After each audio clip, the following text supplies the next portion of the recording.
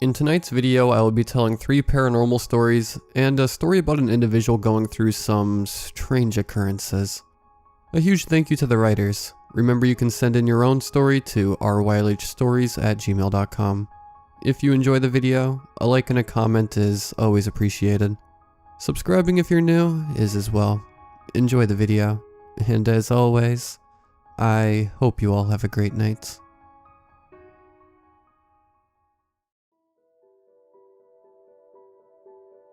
Sit back, because this story is a bit long. To give you some idea of who I am, I'm a big nerd. Star Wars, Marvel and DC, etc. But I'm also a big horror guy. I watch and listen to as much horror as I possibly can. Every time I watch or listen to these stories, I usually hear the stories of groups of friends going out to this old, abandoned 1800s building that was used to execute prisoners or was the scene of a murder. Regular spooky stuff, right? Maybe even add a Ouija board in there just for added effect. Well, I've always wanted to go to one of those places. But in Redacted, they aren't exactly easy to find. We got a haunted hotel in Redacted, maybe an abandoned shed near highway, also Redacted, with a bus buried in the dirt nearby to hide the scene of a murder. It's not a lot though. Now, I live in a small town in the middle of nowhere. We got a few local stores, a Walmart, a small theater that opened up again recently. It has some interesting things, but once you live here for almost a decade, you start to get bored. Even traveling to the cities that are about an hour away is now only good for going to restaurants that are better than the 2 McDonald's in my town, and movies that deserve to be watched somewhere other than what we got here. I enjoy hanging out with my group of fellow nerds and doing goofy stuff, but I've always wanted to do what those groups of friends in the stories I read do. I have suggested the idea to go somewhere haunted, but my friends are more interested in just going to local stores and screwing around. During the spring break of this year, however, I managed to convince them. We were in our group chat, with 2 of our friends arguing about who was more bored. They aren't exactly the most social or athletically positive people in the world. When I asked all of them if they wanted to go somewhere to mess around, not surprisingly, the 2 bored people said no, but my other 5 friends were intrigued. One of my friends, Eric, asked me, "What do you have in mind?" I messaged back that we would go somewhere abandoned, which then my other friends gave their reactions to the idea. "You always say that," said John. "That's your thing, my guy," said Anthony. "I'll spare you the other reactions since you probably get the picture." I messaged back saying that it'd be fun, and that we have nothing else to do at the moment. It took a few minutes before they finally messaged back, agreeing to come with me to, well, wherever we were going. My other friend, Alex, started researching abandoned places in the area, and eventually found an abandoned house in the middle of the desert. He said it was an old house someone made during the California gold rush, while looking for gold in the very early 1850s. No murders or deaths from what Alex could find. The place also had a few smaller structures around. Everyone agreed with the location, and the 6 of us decided to head out around 2 p.m., since we're not stupid enough to go out there at night by ourselves. John, Alex, and Eric were there before me, but Anthony and my other friend Sam decided to show up late. Before the 6 of us started walking, we started listing off what we brought along. There were flashlights with extra batteries, some food, one of us brought a flare, most of us brought knives, and also some spare clothes just in case. We started trekking over to the wooded house about 100 yards away, stepping over bushes, rocks, and whistle pig holes. Eric tripped on a rock at one point, and we of course joked around about it. We weren't exactly worried. It's not like we would be killed like some horror movie. We got to the front yard of the house. Actually, it was more of a cabin than anything, and it was made of rotten wood from now non-existent trees in the area. There was a scorched area nearby from past campfires the owner must have lit. And there was also a shed made from the same decaying wood as the cabin in front of it, which had the door slightly ajar. Not wanting to act like a bunch of dumb teens, we stuck together and started inching towards the slightly open wooden door. We did a 6-way rock, paper, scissors game to figure out who would go in first, and John was lucky enough to lose. Alex messed with John a little bit, jokingly saying, "Oh no, don't get spooked by the boogeyman." John doesn't scare easily, so he just walked up to the door and pushed it open. From the squeaking sound of the rusted hinges, it sounded like the door was about to fall off, and as a matter of fact, it did. It slammed hard onto the chipped wooden planks that made up the floor, and all of us jumped. We didn't know if we were alone, but if someone else was hiding, they knew that we were here. The group slowly started filing in one by one into the first room, flashlights in hand. Anthony was scared out of his mind after the door fell, so he had his dad's hunting knife out. It seemed like we were in the living room, with pieces of furniture laying around in a mess, shredded pillows laying on top of them. There was also a wooden table flipped to its side, small wooden sculptures laying around next to it. We weren't really surprised about how much of a mess the place was, but we were still a bit on edge with how surprisingly dark it was, even in the daylight. We passed the gutted kitchen and the stone top island in the middle to the surprisingly large hallway. This was the parts where we all took out our weapons and got into a defensive position. We slowly trudged along, the wood creaking under our feet with each step, looking into the flipped rooms with open cabinets and stripped beds. There weren't any windows back here, so we relied on our lights to see. John kept looking forward, with me, Alex, and Anthony looking left, and Sam and Eric looked right. Things were thrown about the rooms, some things intact, and some things absolutely shattered. Even if the items were in perfect condition, we still couldn't tell what they were supposed to be, and we had no intent on checking.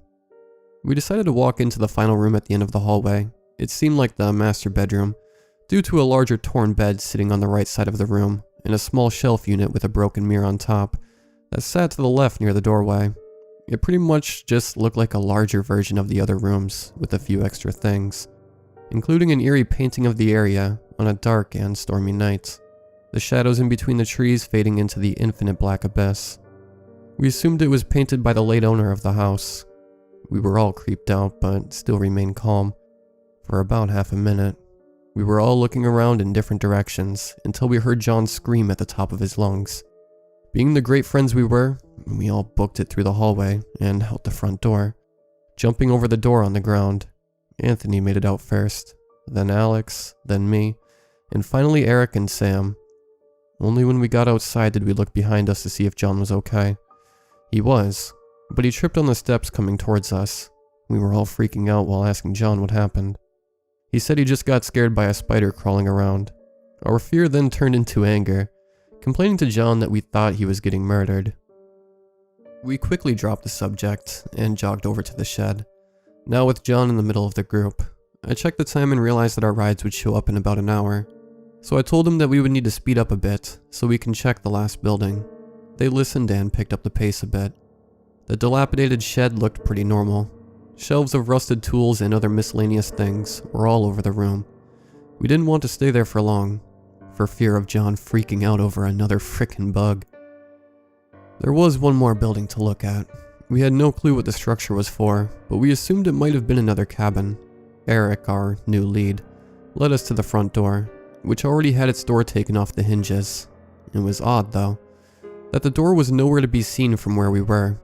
We didn't worry, though, and proceeded to walk in. It wasn't what we were expecting. It looked like a barn house, with stalls stretched across the back wall. Again, there were no lights, so we spread the lights from our flashlights to cover the whole room. There were hooks on the side walls with stuff that looked like cloth on it, but we didn't want to get close enough to confirm our suspicions. We started checking the stalls one by one, with nothing interesting to see, until the third to last stall. I believe Sam looked at the stall first and saw the missing door leaning sideways against the wall. It wasn't the door that made him curious, it was how it was leaning on the wall. It almost looked like something was behind it. Sam barked at us to come over to him, to look at what was behind it. As soon as Sam finished his sentence, we all heard the door slam to the ground. We looked at Sam's terrified face as he looked at the stall before he immediately bolted to the door. We followed close behind him. First Eric, then John, then Anthony, then Alex, and finally me. Before I made it through the door, however, I heard a thud near me and I felt something tugging at my pant leg. I rotated around to point my light at the floor. There on the floor was a man in ragged clothing that was covered in dark splotches, and had a long beard and long dirty hair. He had no shoes or socks on, and had some sort of pouch to his side. His pale face was so thin that I could see the outlines of his cheekbones clearly. It was obvious that he was trying to live off the food of the land, and failing miserably. The thing that terrified me the most were his eyes. His bloodshot eyes were opened as wide as they could and were pitch black, leading into a dark abyss like the shadows of the painting in the cabin. I saw no soul behind those eyes, only insanity and potential bloodlust. My body went cold as I looked at the eyes of what looked like a monster to me. After being paralyzed for a moment from shock, I put all my force into kicking him with the leg that he grabbed. I heard a crack as I hit him square in his thin, pale face. He gave out a loud yelp, but still held on. I kept kicking and kicking, until he finally let go after he started reaching for his pouch. As soon as I was free, I ran as fast as I could towards my friends, who were now around 50 yards away. I then knew how John felt earlier. Everything in my body ached as I kept going, not looking back for fear of seeing that man again. I started feeling sick as I jumped over bushes and rocks and holes. I yelled at my friends to keep going, and to head for the road, since the sun was setting and I knew that our parents were coming to get us soon. Once we were all at the road, all 6 of us turned to the cabin, flashlights out and weapons drawn. The man was nowhere to be seen, so we assumed that he was back in the stalls. It didn't give us much comfort though. We were all pale with fear, but my body was frozen in place, my brain trying to figure out what had just happened. I then remembered the man was reaching for his pouch. What was in there? Why was he reaching for it? Was it a weapon? If not, what would it be? I kept thinking about this until we were illuminated with the vehicle's lights as they pulled up. It was Sam's mom. His mom put down the window and told him to get in, which Sam then refused. He said that they weren't leaving until our parents were here. She was confused for a moment, until she noticed us with our weapons out. She asked Sam what happened, and he explained everything. I told her about the man in the stalls, and her eyes widened. She commanded us to get in, but we didn't want to get stuck in a vehicle while the man was still nearby. We stayed outside until all of our parents showed up. Individually, we told our parents what happened, about the man. Eric's dad then began to call the police, while Anthony's dad got out of the truck and pulled out his concealed firearm. We all waited until the police showed up a while later, around 8 p.m. They moved up to the cabin and were about to start searching until the man from the stall ran out of the building and tried running out into the desert. The police took him down without lethal force, but he still tried fighting back. One of the officers came over to our group to talk to us. The first thing he asked is if we got close to the man at any point. Sam said he was sort of close to him, but then I chimed in saying that he grabbed my leg. He said that I was definitely lucky, since they found a jagged and rusted knife in a pouch that he had on his side. My blood went cold when the officer told me that information. The main question that was running through my head the whole time we were waiting was true. The man could have killed me, or at least stabbed me. My friends were already gone when he grabbed me, so no one would have been there to save me if I didn't get him off. Once the man was in the squad car, some other officers went to check his stall. Turns out he wasn't the only thing in there. There was also a corpse, torn to pieces. It also turns out that he hung the pieces of the person on the hooks, which is why there were pieces of material on it. The man was a cannibal, and killed some random person that came over here to explore, and they also didn't bring a weapon, which was why they couldn't protect themselves when they were potentially caught off guard by the cannibal. I'll spare you the rest of what happened, since it was just things wrapping up. But let me tell you this. Do not go to an abandoned place alone and without proper equipment, because you don't know what or who is there. This whole ordeal replays in my mind, and it shakes me to my core, that if I would have gone by myself and without anything to protect myself, I would have been the next person to be put on that hook.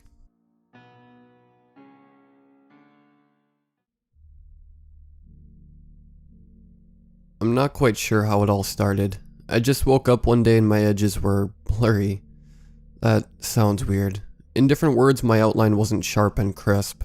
I first noticed it in the mirror and put on my glasses in confusion. I thought my prescription had changed. One hand on my left eye, and then I squinted because I'm nearly blind in my right. My outline was all fuzzy.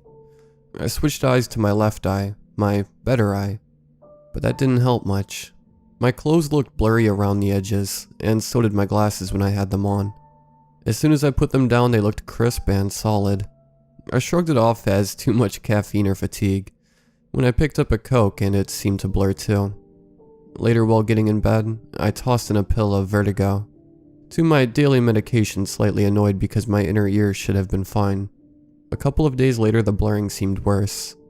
I went out and got my prescription checked. My right eye had gotten better. I placed an order for the new lens and hoped it would fix it.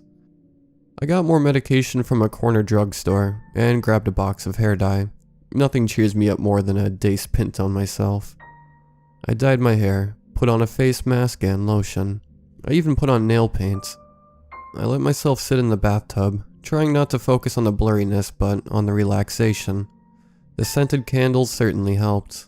All my guilty pleasures that no one knew I enjoyed, coupled with enough of some cheap wine to get buzzed, had me forget. I called up my girl and relaxed. Everything was going great. "I think I need to get my eyes checked," she said, her arms around me. A weird feeling settled in my chest. I looked down at her. "Why?" She looked at me half asleep, squinting slightly. "I don't know. You seem kinda blurry." A knot formed in my stomach. "Blurry?" "Yeah, you seem blurry around the edges." She frowned a little. We were both silent and I watched her sleep. As soon as I was sure she wouldn't wake up, I made my way to the mirror. I glared at it trying to figure it out. My eyes burned as I focused on one side, and then the other trying to figure out why I was blurry. It had become more prominent. My left side was blurry. I couldn't quite pinpoint where it started and where it ended, but it was only on my left. If she could see it, then everyone could. I went back to pick up my phone, trying not to wake her up. I opened the camera and watched the screen. I couldn't tell clearly. I turned on all the lights in the bathroom, including the one right outside the door. The camera still couldn't pick up anything. I took a picture and zoomed in, watching carefully for any change, but either the camera couldn't capture it, or I was making a big deal out of nothing. I couldn't understand what exactly was bothering me about it so much, but I tried to stop hyperventilating. Danny walked in then, her eyes concerned. She didn't ask anything as I tried to calm down. It was harder with her eyes on me, but she placed her hands on my back, making me realize that I was shirtless in bright lighting. That set off another set of insecurities as she hugged me. A few days later, my paranoia was at an all-time high. The new prescription hadn't helped. My outline on my left side seemed to become more and more blurred. I got my professional camera and took pictures in multiple mirrors around the house. The camera screen didn't show any obvious blurring. I copied the images onto my PC and multiple screens showed me the pictures, zoomed in and zoomed out, from different angles. I connected my phone and my laptop and eventually the TV. The phone and camera were both set up on tripods, so I could easily shift from one screen to the next. All the screens showed me the same picture, and then I watched. I compared it with the old picture from my phone, and it was getting obvious that the blurring had gotten worse. It could be captured on camera now. I set up the camera again, opening the windows for sunlight and turning on all the lights.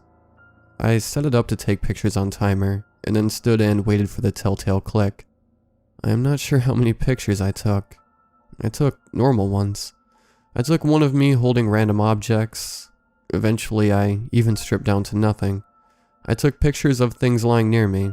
I took pictures from every possible angle I could think of, and then sat down when the paranoia crept up to the point I was hyperventilating again. I cried until I was exhausted. I closed the curtains, turned off the lights, and sat down in the middle of the screens. I played each picture slowly, zooming in on different screens, changing resolutions. I pulled out a few pages to classify my paranoia and fear to make it more clinical. I wrote down all the reasons being blurry was terrifying. It all linked to fading away. I didn't want to fade away. What actually happened was worse.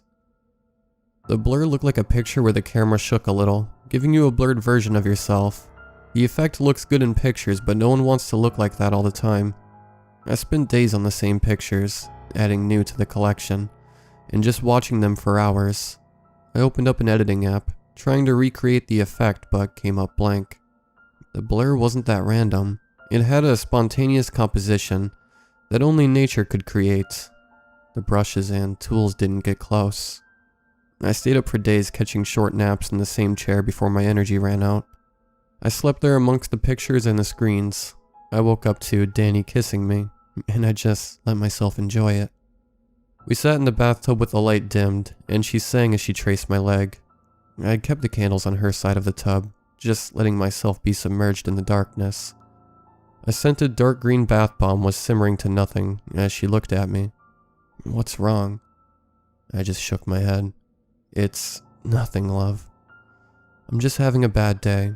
Or, I don't know, a bad week. Maybe even a bad life." I leaned back while she massaged my leg. I took a deep breath and looked at her. "I'll be fine. Just an art block. Kishi keeps asking me for the prints, and I haven't really been trying." She mutters reassuring things with kisses, but I don't focus on that. I'm waiting for her to leave so I can take more pictures. Maybe a video. It takes hours before she's gone. I feel a twinge of anger at myself at the relief I feel when I'm alone, but I push it away. Locking the doors, turning on all the lights quick. I grab a snack and let the camera roll. I take a few short clips and a lot of pictures. Then start the long, grueling process of analyzing them. The pictures came first. They were mostly recreations of the ones from about a week ago. I put them side by side and zoomed until each pixel was visible. The blurring had progressed. I got up and walked out of the apartment. The marts I usually went to was closed, and I stood there in confusion.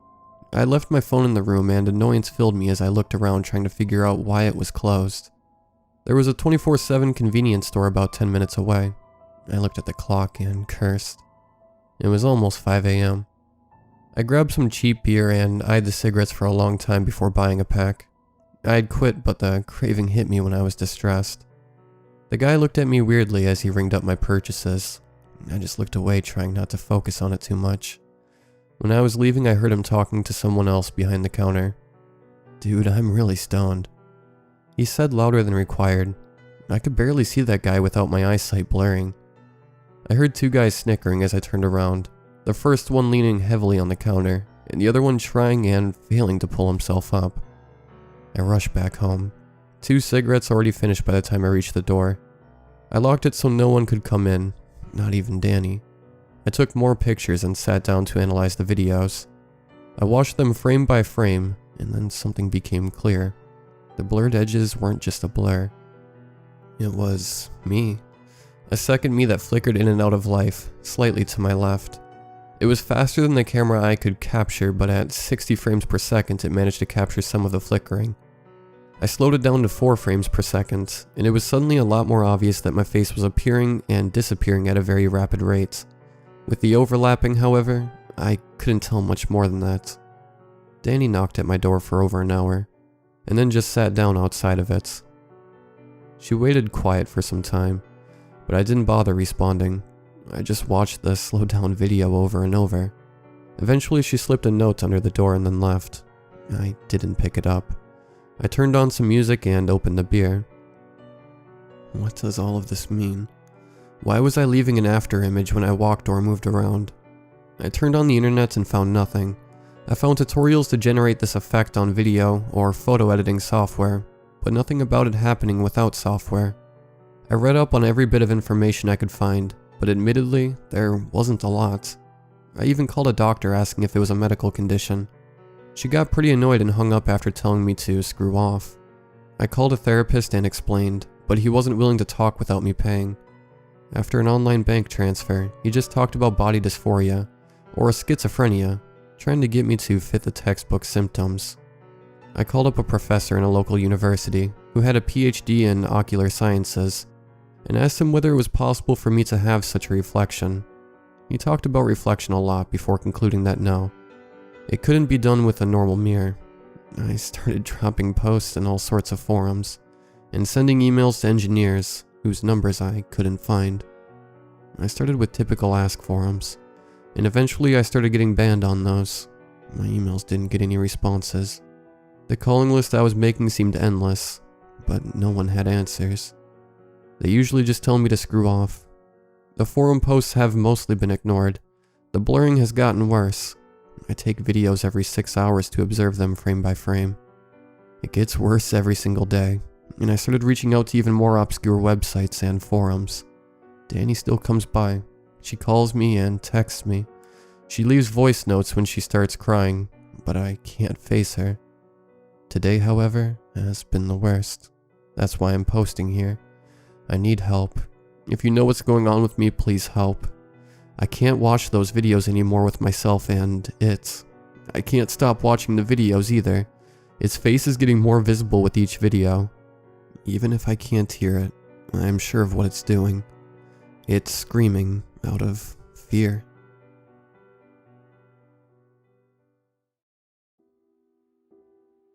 Okay, so first of all, sorry. I know the title makes my own personal hell sound cheesy, but I guess the whole scenario is cheesy in some sick way. I'm Will. That's not actually my name, but it's a close, easy to pronounce alternative to my native name. I grew up watching and reading all kinds of horror, and it's pretty much the only genre I find entertaining anymore. I've never actually believed in ghosts, even as a kid. Maybe because of lack of such fear, I've always had the opinion that experiencing something paranormal would be interesting and cool. I guess you really can't be choosy with ghosts or demons, and most of them aren't nice. I'm sure you've all heard some variation about checking under the bed for monsters. For some parents, they check the closet on behalf of their kids, and some people feel compelled to check the shower. Like a knife-wielding murderer is there ready to butcher you, like the movie Psycho. Ever since I moved to live in my first ever apartment at 20, I just had to check behind the shower curtain. For the first whole year that I lived in my apartment, I did it 3 to 4 times, every day. Unsurprisingly for most, nothing ever was there, and I was mocking myself for even doing the whole thing. Still, I couldn't stop doing it. I then had those see-through plastic doors installed in my shower, so ta-da, no more stress. After my first year of studies, I moved back into my old town to live on my mother's couch, as I had secured a job for the duration of my summer break there. And in my mom's apartment, I again felt the need to check behind the curtain, but this time I felt something different. I couldn't even mock myself for it anymore. I almost had a breakdown right there on the bathroom floor, before I finally checked behind the curtain to find nothing. But even after that, I just felt horrible in that bathroom. I couldn't laugh at the whole thing anymore, because obviously my mind thought it was really serious this time. I was probably going crazy with stress from work though, so I thought nothing of it. The next morning I was stepping into the bathroom.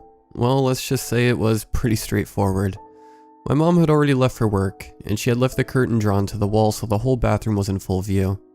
And there it was, in the far corner of the bathroom. I mean, I can't even tell you what it is. It was like a mashup of everything I've ever seen in movies, pictures, and those jump scare videos your friends used to email you in the 2000s, staring daggers at me standing completely still. Despite my best efforts, I just couldn't move. I could only stare into his, her, its eyes. I don't even know how long I was there. It could have been over in the blink of an eye, or lasted for minutes. It's the closest I've been to what I assume sleep paralysis feels like, and I was fully awake. Then it just went away. It was like it was always there, the whole time, but at the same time, never was, so there was nothing to disappear. Safe to say I didn't go inside anymore, so I elected to brush my teeth at work far away from that room.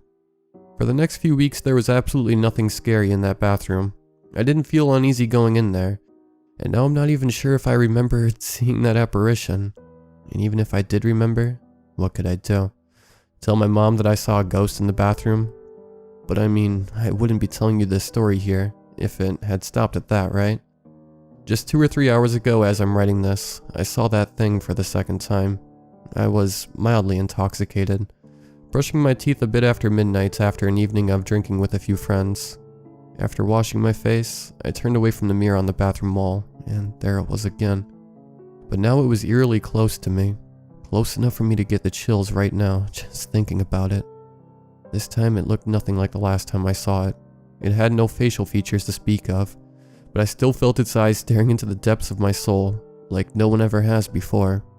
Once again, I froze completely still. Something so compelling, scary but interesting, inviting me to stare, and stare back at the apparent nothingness of its face.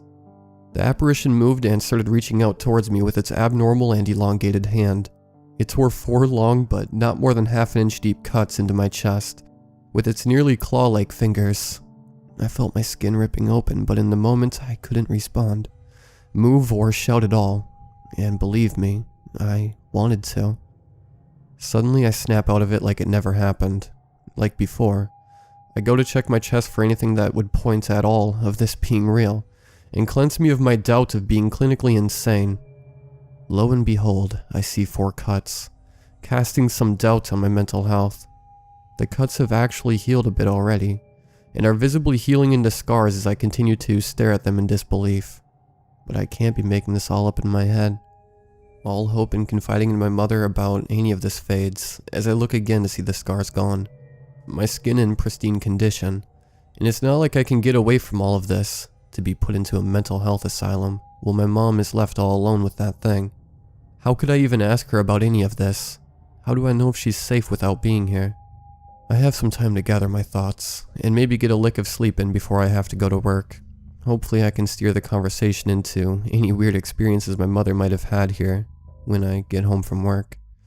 But seriously, what are you supposed to do when you check under your bed for a monster, and it is there?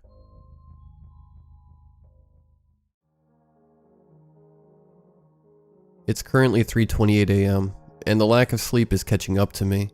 I fear that if I do not write this down right now, no one will ever know what became of me. I've never had any sort of problem with sleeping before recently, except maybe some bouts of sleeplessness my mother once told me I'd had in detail, which I'll describe later on. Up until about 3 weeks ago, I'd never had a nightmare I could remember in every excruciating, demented detail. That is until the man at the end of my bed showed up. My stress levels over the past few months have skyrocketed, as starting a new job and settling into my new place has been just that, stressful. I had just finished unpacking the last bits of my ever-dwindling supply of clothing I had collected over the years. I cursed myself for having such good fashion sense that all of my clothing still seemed to be in style, even years after I bought them. I checked my clock, which read 12:03 a.m. on the dot. Late, considering I had to come into work early that same day. I finished putting away a couple pairs of pants and stretched, settling down into my freshly made bed. I fell asleep almost instantly, the stress of the past few days seemingly melting away, until I fell into one of the most detailed dreams of my life. I seemingly woke up, even though I was still deep in sleep. I was in my bed. The room was dark, darker than ink. But I perceived something foreign at the edge of my bed. Its back was towards me, and it seemed to glow in spite of the darkness surrounding it. I stared at the back of the thing until it started turning around, and I again jolted awake. There was nothing at the end of my bed, and I chalked it up into a bad dream, and fell into a seemingly restless sleep. The next few days, the same dream happened. I would wake up in my dream, see the figure, then wake up again, this time without it being there. I vaguely remembered a recurring dream my mother had told me I'd had as a young child. I confided that I had woke up many times during the night, and saw a figure who was hunched over sitting at the edge of my bed. I shrugged, saying to myself that sometimes reoccurring nightmares would follow you for years, and left it at that. That is until a week ago. It was a Friday night, and I had stayed late in the lab, testing the seemingly endless amounts of blood samples we would receive. When I got home, it was well past 1 a.m., and I just walked to my bed, falling straight asleep. The nightmare happened again, the same feeling of dread, but the being was turned towards me slightly, a giant of something sinister in the face I could barely see. I woke up in a cold sweat. I checked under my bed for the creature and laughed hysterically when I saw nothing there. Just a dream, I kept telling myself. But as the days progressed, the face kept turning, and turning, until Saturday when I saw its face and screamed silently. It had dark, sunken eyes. Its mouth was a black gash in its gray-greenish face. It seemed to be leering at me, a change of expression that was more than unwelcome. It seemed to move closer to me, and I woke up, again checking under my bed and again seeing nothing.